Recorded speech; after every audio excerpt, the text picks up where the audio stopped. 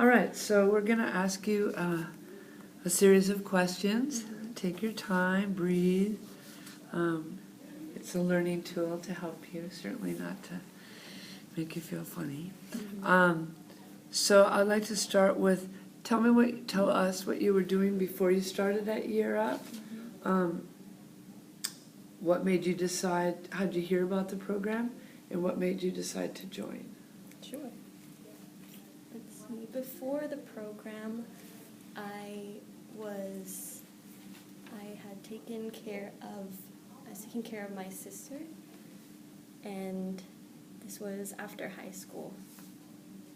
And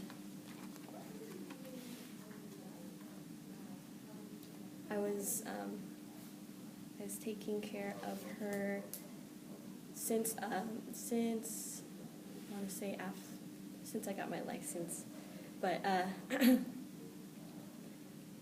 I was working at the theater, at a movie theater called Century Theaters in Vallejo, and I was working there ever since 2010, and I was promoted as an assistant manager. During that, I was at Diablo Valley College, Community College, taking courses for early childhood education. And the reason why I wanted to do that at first is because being with my sister all the time, I knew that I had to set an example for her, and I just wanted to make sure that she was being led by a great example like me.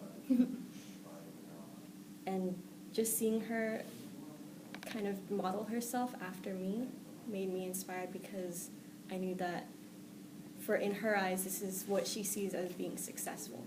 Great. Unfortunately, though, we had some financial issues, so my parents and I couldn't really afford to have me continue college, so I let that fall back, and I was just going to school, or going to work for full time. And while I was there, I encountered a coworker, and she is actually a former graduate of the program. She's in class 14, Katrina. And then she had put up a flyer, and I saw it. It said college credits, it's free, you get paid, and this is just the answer that I needed, because that's kind of what was holding me back, and I didn't want to stop from there. I didn't want to just keep on doing just my job. I wanted to actually have a career. So I applied for the program, and I got it. Good. And here I am. All right. Excellent. And why do you want to work in tech, Kirsten? Why tech? I feel like ever since I was young, I've always been surrounded by computers, and I was fascinated to the point where I would just be on the computer any time that I got, to the point where my parents were always like, "Why are you on the computer? You're spending all this time, and you're not really learning anything." But I was learning. I actually was really interested in HTML, but I didn't realize it yet. I had a lot of social media accounts, and I would use HTML to customize my web page and make it all about me. And going into Year Up, we had the web development course, and I just instantly felt connected to it, because, hey, this is something that I did before. I was very excited to do that, and then I just felt like, this is fun. This is what I want to do. Great. So now that we're about 2/3 of the way through L&D, which is kind of crazy to think about, what has been something that has challenged you the most, or been your biggest growth area since joining program? And what steps have you taken to overcome this challenge, and what steps do you plan on continuing to take moving into internship to ensure your success? For the longest time, before my sister was born, I was always the youngest child, and so they would always be comparing me to my older sister, and I would never really have a chance to speak for myself. So in that sense, I became more of a quiet person, not really confident in my ability to speak. And going into program, I didn't have confidence in myself. I thought that I was always a very, very bad public speaker. And even when I spoke during the first monologue or first speech that we had, I was very shaky, very nervous. But I got through it. And I learned about Toastmasters here, and I immediately wanted to take that opportunity.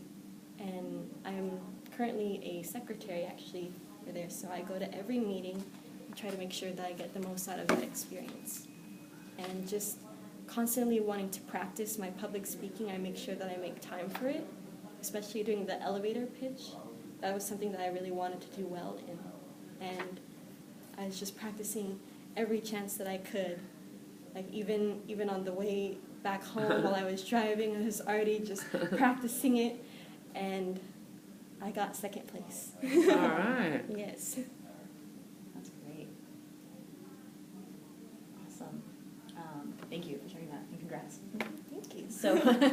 So in the packet you got, there's some internship descriptions.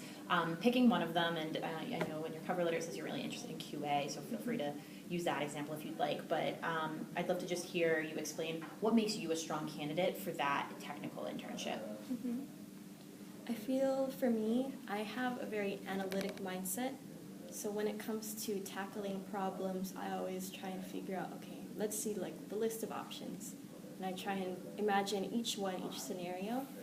I'm very formulaic in that way.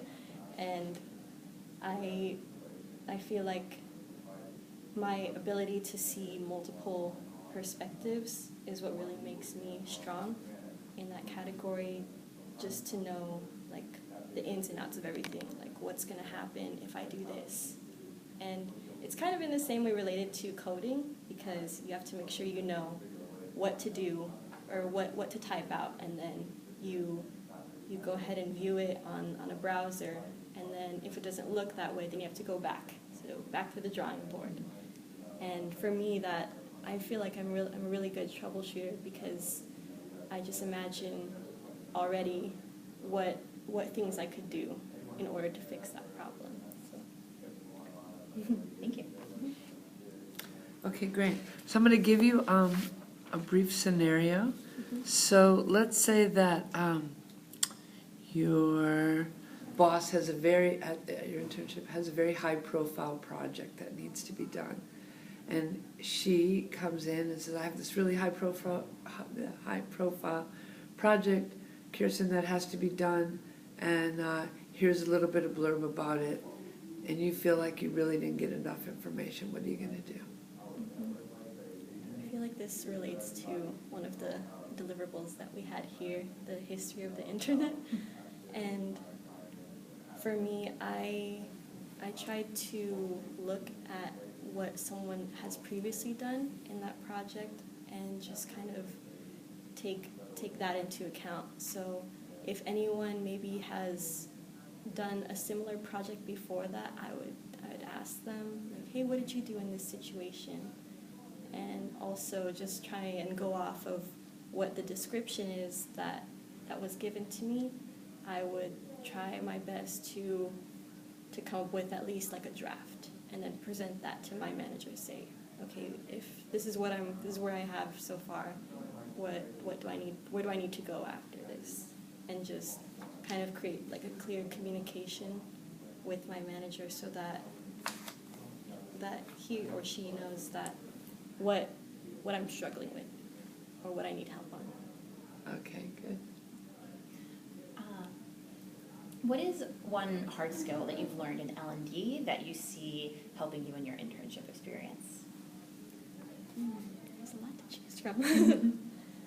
I would say that the hard skill that I learned a lot about and didn't really have much knowledge in is networking. So about how the internet works and how to connect to the internet. And I feel like that would really be a useful skill for me, because I see myself working as a software developer, and to do that you need the internet. So just in case that something happens, because I know that in the past, before I learned how the internet works, I would just simply unplug it and replug it without knowing exactly what I was doing. So just knowing that and knowing how to actually properly set everything up would really help me. So I think one final question that's not on the sheet, it's not anywhere, but I'm just curious. If I say to you, what is your definition of happiness? What is that? My definition of happiness would be me being living comfortably with my family, because my family has struggled for so long, and even when they were at a low point in their lives, they still had time to give back to my other family. And I feel like if I can do that, then it would just be so worth it. Great. Very good answer, honey. All right, so now I'm going to ask you